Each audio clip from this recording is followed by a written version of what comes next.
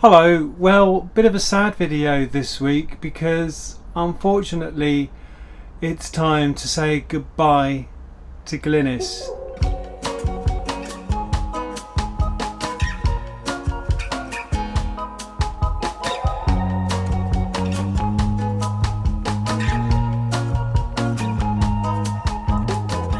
The purpose of this video is twofold. It's to really tell you how we've got on with 1 year of ownership of a vintage caravan, and my goodness, what a year it's been. I mean, with Glynnis we've been to Dusseldorf, we've been to Northern Ireland, we went to the Outer Hebrides in December, and now we're down in York. She's had a very busy year and done a lot of miles. And the second reason I'm making this video is because I'm putting Glynnis up for sale. I'll put details of the sale in the description below this video. And unfortunately, where she is stored, which is undercover, will be hundreds of miles away from where I'll be, down on the south coast. So I thought if I did a really honest video of the good stuff and the bad stuff, hopefully someone would have the confidence to buy her without seeing her, knowing exactly what they're letting themselves in for. Regular viewers of the channel will know that I base the values on honesty and integrity, and even that includes showing you what's gone wrong with Glynnis, what she's going to need to have done to her over the next winter, stuff that I won't be able to do, and it's stuff that the new owner's going to have to do. It means I can sleep at night and that I know that whoever buys her knows exactly what they're letting themselves in for.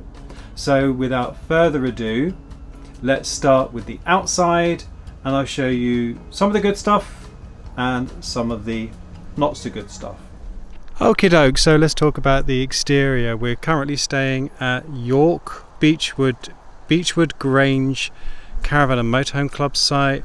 It's a scorching hot day, and kids being kids are out playing with water pistols, and I think when the temperature is 31 degrees, I think kids have every right to play with water pistols. So there might be some noise, so apologies for that. So as you can see, Glynnis is in pretty good nick.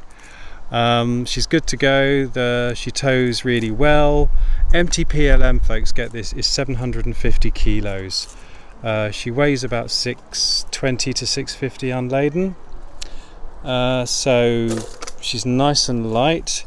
The tyres on both sides are in really good nick, and I have replaced the tyre on the spare wheel. So the spare wheel also has a brand new tyre. And what's great too is that the road lights work properly. No problem with the road lights, and I've never had any problems with the electrics. So all in all, I'm trying to stop the wind. Sorry, I'm trying to stop the wind here. I'm sheltering the wind with my notebook. So all in all, pretty good. Now the road lights are powered by a 7N plug. So if, like me, you've got a 13-pin socket on the back of your car, you'll need an adapter, because I'm afraid the adapter's not coming with it. And also you will need a gas bottle and a regulator, because the safe fill is not included. Sorry folks. So that's all the good stuff. What's not so good? Well, there's two things here. Number one is that the chassis, the damper, sort of suspension damper on this side, the curb side, is tired. So Glynnis does lean ever so slightly towards the near side. Now last year in August I had a full roadworthiness and habitation safety check. I'll try it. Shall I run up to that again, folks? We had a full roadworthiness and habitation safety check, and that was carried out by Trevor at Premier Caravans in Canterbury, who's very good at this sort of thing. And he said that the tired damper on this side won't cause any problems, but it just needs replacing at some time. Since that time we have towed about 4,000 miles with no ill effects, nothing's rattled and fallen off, so she's good to go, but that's just something to be aware of. And then the second thing to be aware of, folks, is that when she was restored by a lovely chap called Steve, he's actually used regular exterior gloss paint on the body and not coach paint, which is absolutely fine, but with some of the light cream colour, I'm finding it a little bit hard to get it back to a nice sort of clean effect. So I think at some point she's good for another few years, but if you're looking for something for a bit longer term, you'll soon have to start thinking about stripping that back and repainting with coach paint. But she's certainly good for a few years yet with the regular gloss paint on the exterior. So that's the outside. Let's now go on to the inside.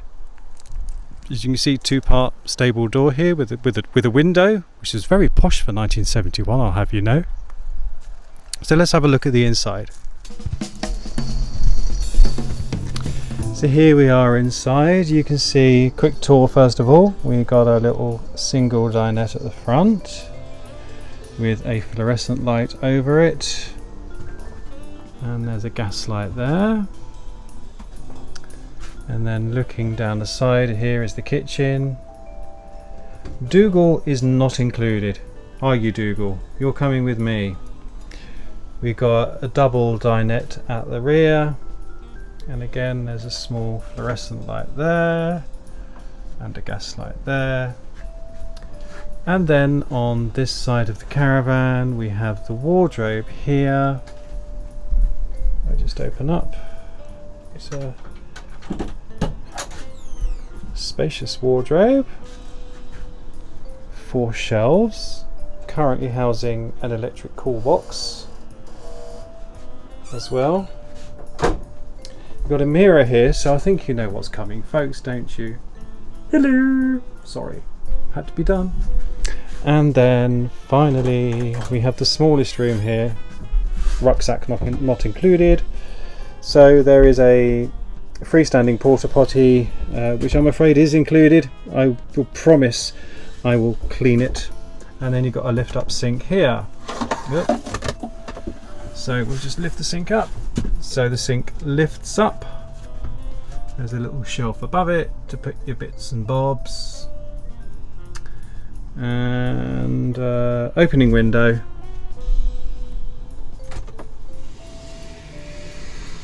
So you can see the window catches are all nice and good.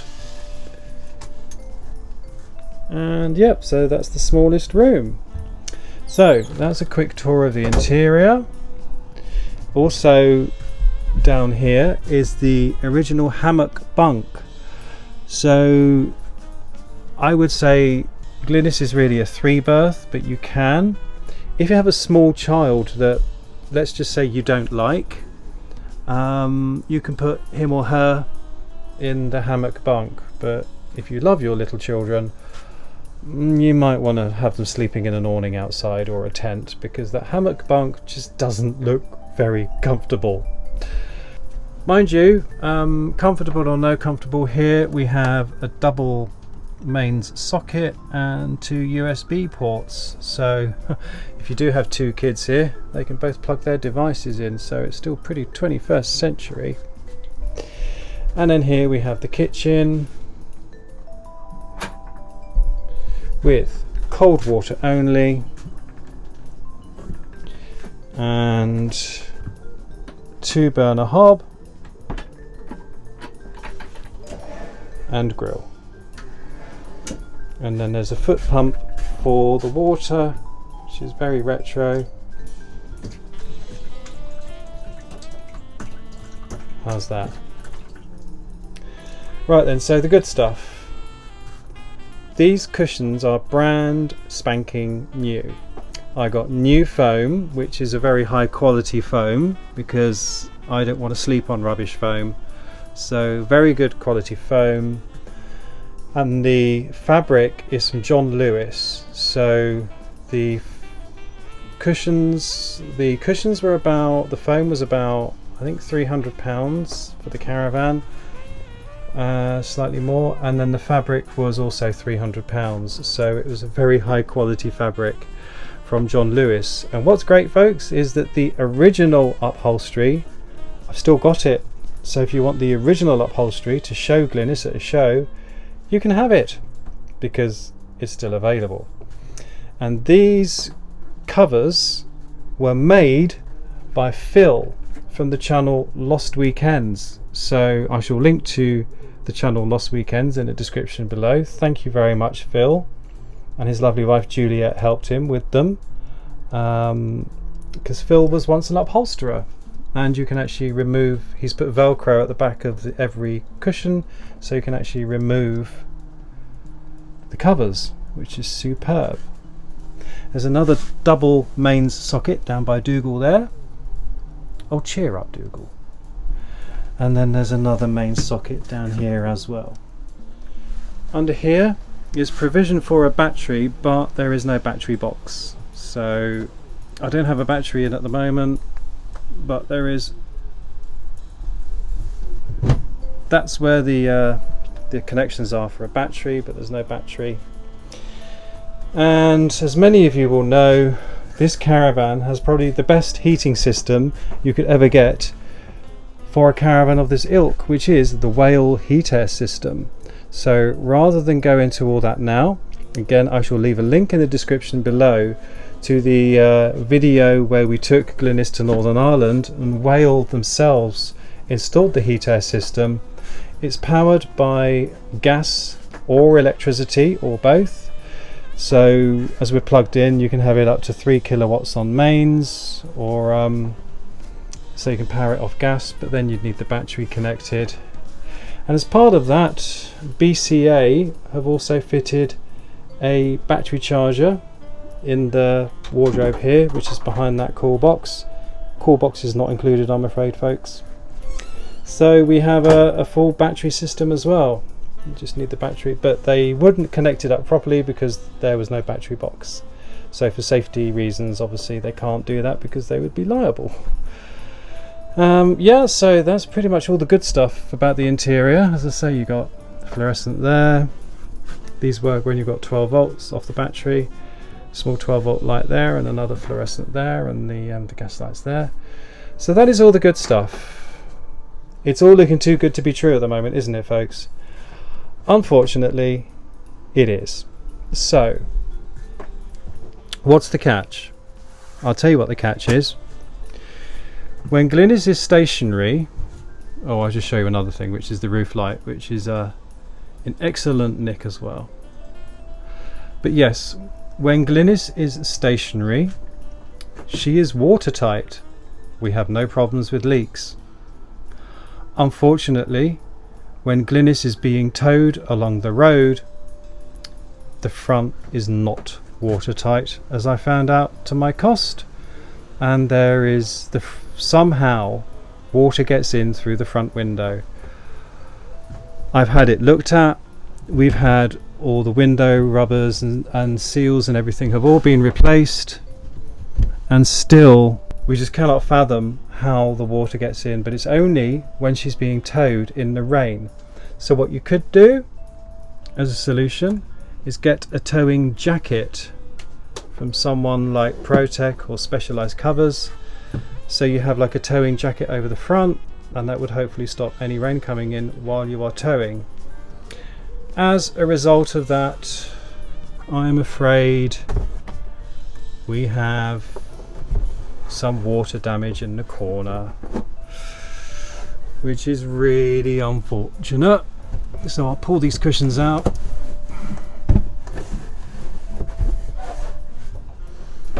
You can see there, that's the hammock bunk. So here is the water damage. I don't know if you can see it. Now, one of the problems here, folks, is that the interior was painted with emulsion, and that means that when the water's got in behind, it stained the wood, whereas if it was painted with an oil-based paint, that would not have happened. But while this is still pretty good, it's a little tiny bit soft there. So again, at the moment she's good to go, and also when I bought her, the floor was like that, which is, you know, it's okay, but I think if you have the opportunity in the winter, it would be good to, if you were inclined to get this repaired, or even try and repair it yourself. As I say, she'll be fine for the rest of this season, especially if you get a towing jacket,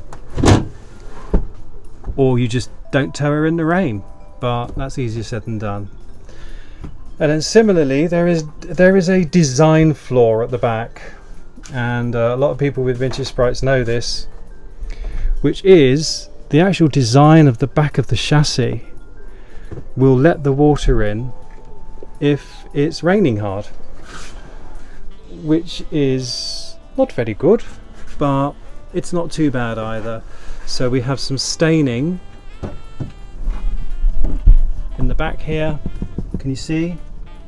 But again, that's actually quite firm. I can't push it while I'm holding a camera. It's just because of the emulsion paint that's been used in the restoration, it's now stained. So if you can get away without towing her in the rain, that would be good. But they are the biggest, I would say, downsides with Glynnis, and that's what I want to be very upfront about to anyone who's thinking of buying her, because that will need attention, the one at the front especially. Now, Glynnis has two gas lights, and they were both working and checked over for safety. However, they were then condemned by WHALE because of carbon monoxide worries. Now, since then, I have not had them blown through, checked or whatever, so again, they will need attention before you can use them again. And speaking of gas, while both the burners are absolutely fine, the grill works, but the grill is a bit iffy, in as much as generally only one side of the grill works. There's two burners underneath, and usually only one side lights, so you can still do your toast, but it just doesn't work as well as maybe it should. And then finally, the curtains are okay, but I think personally, it was on my list, I was going to replace the curtains with something a bit more jaunty, a bit more colourful, maybe a bit more retro, but I never got there. So I think you might want to replace the curtains, and I think some of them I seem to record are a little bit threadbare as well. So really, they are the downsides of Glynnis, which are the main one being this window at the front, which leaks when you are towing, but is absolutely fine when you're stationary, and the whole caravan is fine when you're stationary.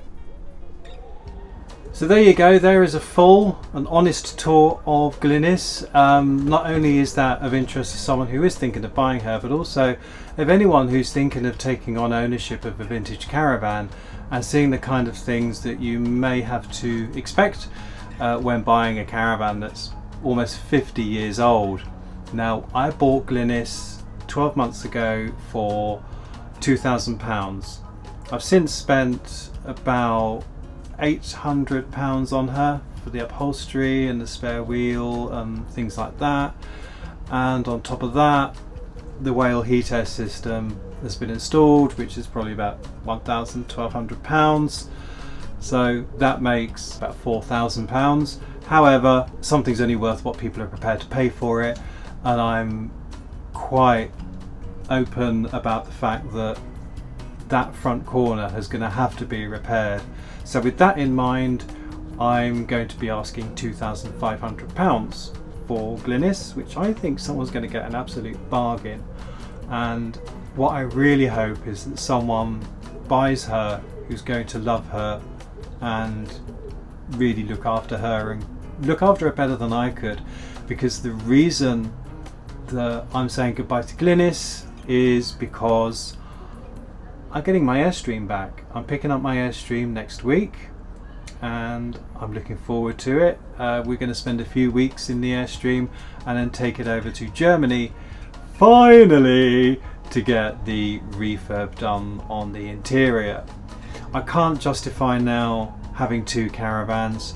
Things are very different this year to what they were last year. Last year I didn't know I was going to be living in the Outer Hebrides, and of course we're also in the new normal post-pandemic, or still through the pandemic, so a lot of my work has disappeared and I really cannot afford to run 2 caravans, storage, insurance, all that kind of thing. So it makes sense now to pass Glynnis on to someone who can carry on with the restoration, hopefully cheer her up a bit with some new curtains and get that front corner fixed, and give her some love and affection.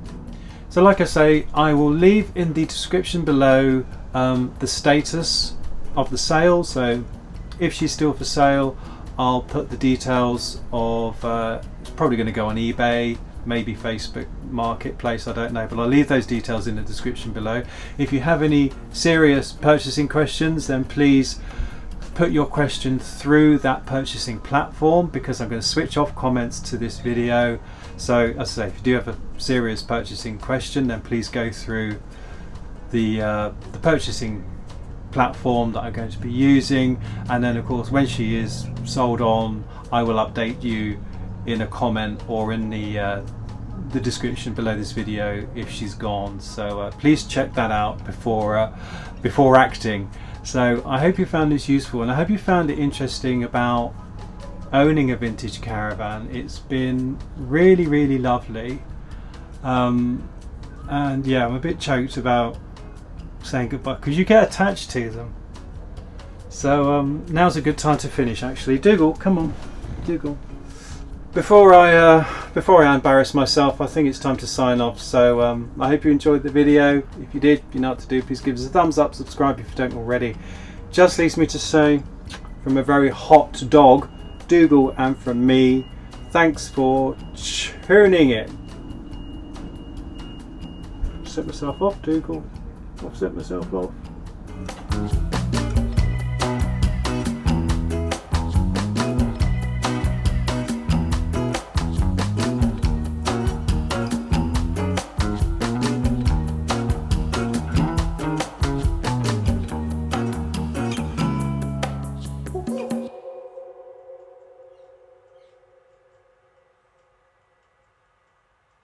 Woo-hoo.